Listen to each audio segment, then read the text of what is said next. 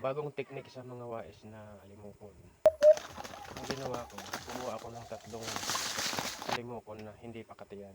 Pinagsama-sama ko sila sa isang cage at nilagyan ko ng pulot sa ibabaw. Gumamit din ako ng Bluetooth speaker para gawing panghuni. May isang alimokon dito sa lugar na ito na binabalik-balikan ko. Napakaganda ng boses niya. Ang laki ng boses at buo.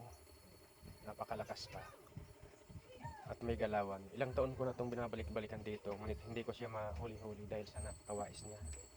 Kaya ito ang teknik na naisip ko para mahuli niya. Panoorin niyo mga idol kung paano ko siya mahuli sa ganitong paraan. Napaka-epektibo ng ganitong teknik mga idol. Kung hindi wais ang alpas, mas madali siyang lumapit o mahuli. At kahit wais din, nahuli sa ganitong teknik. Ilang katihan na ang dinala ko dito.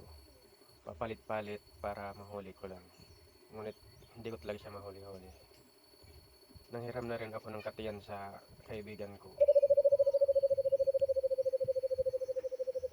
Baka ako kilala na niya na ang katiyan ko kaya hindi siya dumadapo. Ngunit wala pa rin. Sa ganitong paraan, mahuhuli ko rin siya. Nakikita nyo naman mga lods kung gaano siya kawais. Nandyan lang siya sa itaas, hindi na naman siya lumalayo.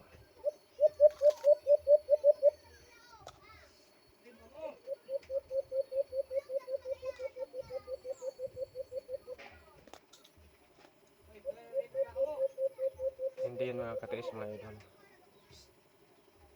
Napakatapang ng alpas na ito mga idol. Kapag mayroong ibang alimoko na pumunta dyan, inaaway niya. Ayun, dumaan lang siya. Parang inaobserbahan niya kung trap ba ito. Dito sa lugar na ito, siya yung pinaka matapang na alimoko. Kumbaga, siya yung hari sa isang lugar. Kaya siya ang gusto kong mahuli kasi siya ang magandang gawing katiyan.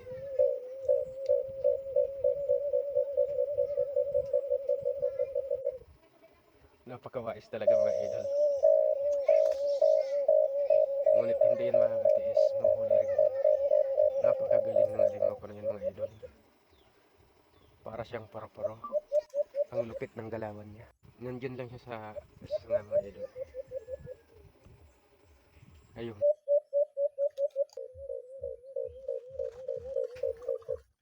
Akala ko, mahuli na. Ayun, nahula rin kita.